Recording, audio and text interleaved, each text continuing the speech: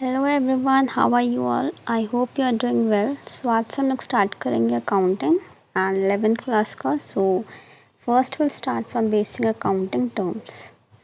Meaning of accounting. Accounting is the language of business with books of accounts being its script and debit and credit its style. That is the way of expressing.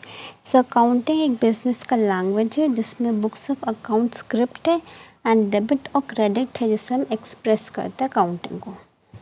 Definition of accounting. Accounting is the process of identifying, measuring, communicating information to permit judgment and decision by the users of accounts. Accounting एक process है जिसमें हम identify करते हैं कि क्या क्या include करना है, क्या नहीं include करना है, measure करते हैं in monetary terms and communicate करते हैं जो भी financial reports होता है and information to the users of account, जिससे कि हम decision बनाते हैं और judgment करते हैं. Fine. So there is a picture also given here. First one is identification of economic activity. So पहले identify करते हैं वो economic activity है या नहीं या फिर economic events है या नहीं. For example salary, commission, rent paid, ये सारा economic activities होता है. So पहले ही identify करना ये economic activity या फिर non economic है. Next is measurement of economic activities or events which is done in monetary terms.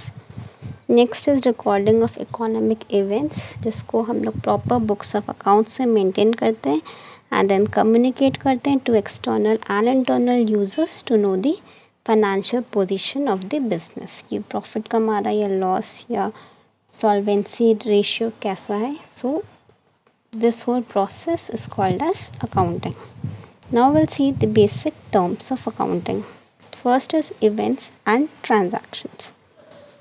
So what are transaction? Transaction basically एक activity होती है या फिर exchange जिससे हमारा financial position of the company में इम्पैक्ट पड़ता है. फॉर एग्ज़ाम्पल अगर हम लोग परचेस करते हैं या फिर सेल करते हैं या फिर सैलरी पे करते हैं तो ये पैसा जा रहा है और सामान आ रहा है. So exchange of goods and services को ट्रांजैक्शन बोलते हैं एंड इसका जो रिजल्ट होता है that is called as event.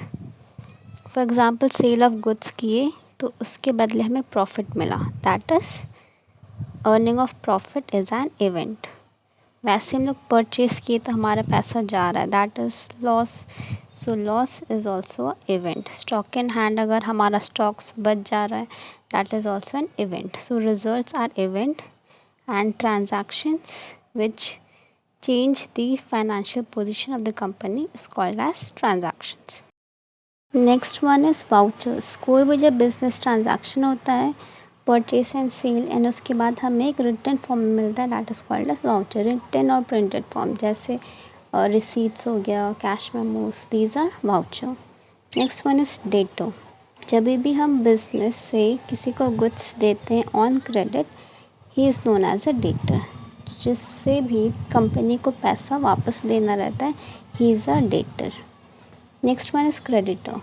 Company को दूसरे पर्सन को पे करना रहता है अगर वो लोग क्रेडिट में सामान लिए हैं, so that is called as creditor. Debtor वो होता है जिससे कंपनी को पैसा देना है और क्रेडिटर वो होता है जिससे कंपनी पैसा देगी. Fine. Next one is purchase. Purchase means purchase of goods for resale in ordinary course of business. Purchase मतलब ये टर्म है जो कोई भी गुड्स परचेस करते हैं in the business for resale. Next one is sale. जो भी हमें रेवेन्यू अर्न होता है from sale of goods and services that is termed under sales and sales are of two types, cash sale and credit sale. Next one is assets. First one is intangible assets. Intangible assets are those assets which we cannot see and touch. Example हो गया goodwill, trademark, copyrights, patents. Fine. Tangible assets. Tangible assets which it has a physical existence and जिससे हम देख सकते हैं, छू भी सकते हैं. For example plant, land, building, datas, machinery. Fine. Next one is fixed assets. Fixed assets as the name suggests which is for more than one accounting period like land and building, plant, machinery.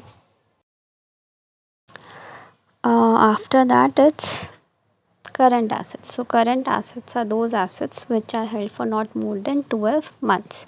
ये short term purposes के लिए होता है. For example bill receivable, data, stock, cash and bank balance. Fine.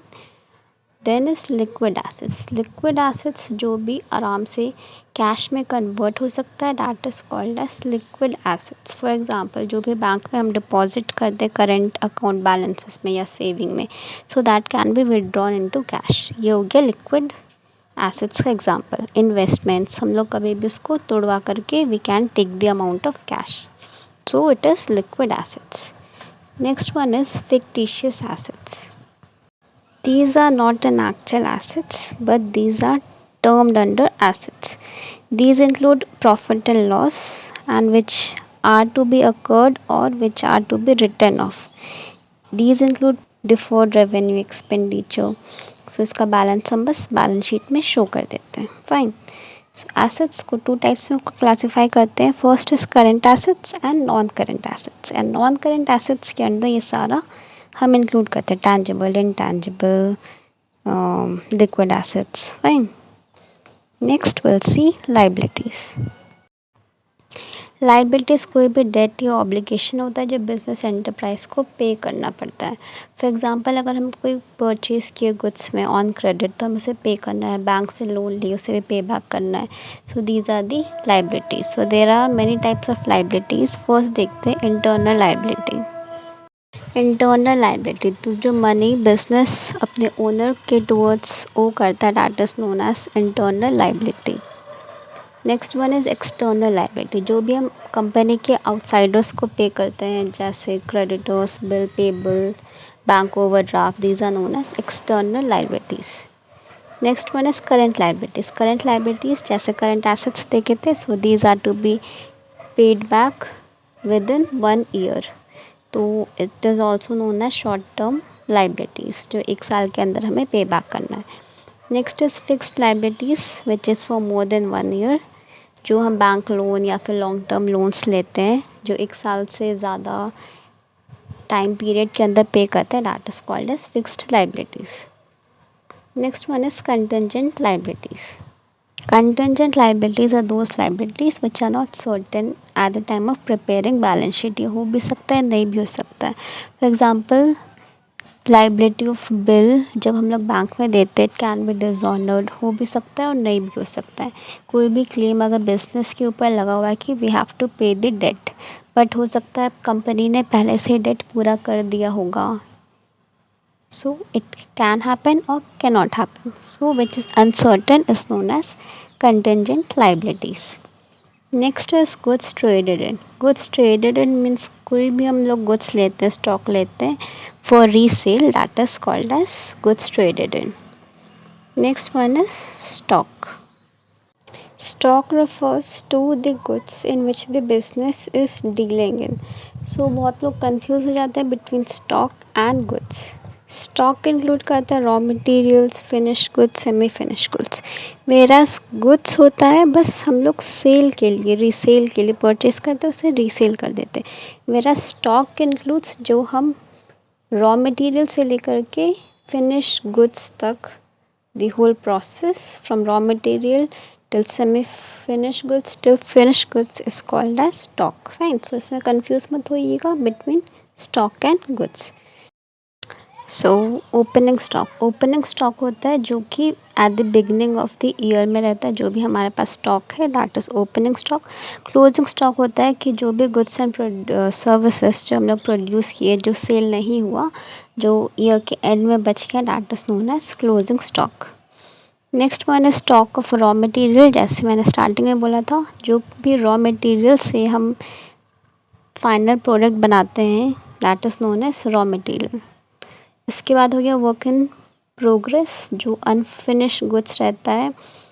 For example utensils, plates जो अभी तक पड़ा हुआ है जिससे अभी फिनिशिंग एंड पेंटिंग नहीं हुआ है, these are example of semi finish goods. And जब उसे पॉलिश करके when it is ready for use, that is stock of finished goods. Fine.